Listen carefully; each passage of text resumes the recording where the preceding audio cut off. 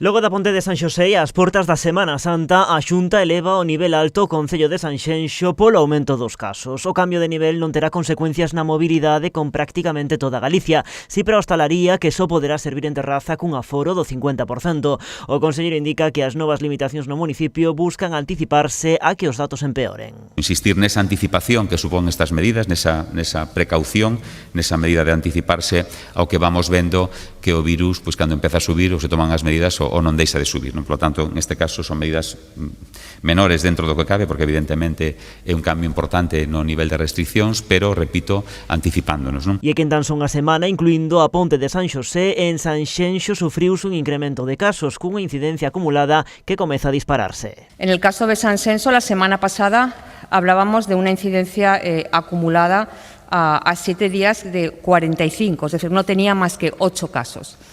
Esta semana ya tenemos que hablar de que estos 8 casos se han convertido en 24 casos y que ya no estamos hablando de una incidencia acumulada de 45, 45,9, sino que ha pasado a 137,8. Na outra cara da moeda atópase Pontecesures. O concello pasa de nivel alto a baixo recuperando a mobilidade. A hostalaría poderá abrir o interior ao 30% da súa capacidade e as terrazas ao 50%.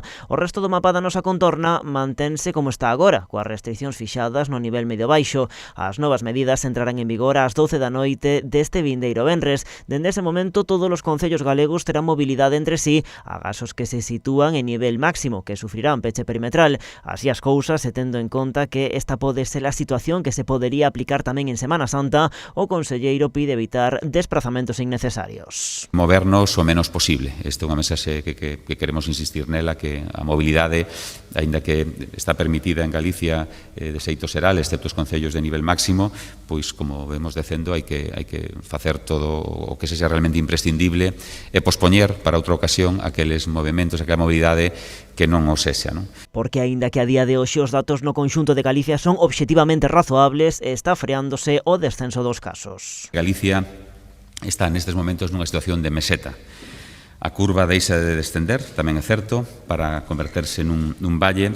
Incluso, nalgúns puntos, hai un lixeiro ascenso dos casos positivos. O Comité Clínico que asesora a Xunta advirte de que calquera paso en falso, máis aínda preto da Semana Santa, pode acabar provocando un cambio de tendencia, abocando a Galicia a unha cuarta vaga.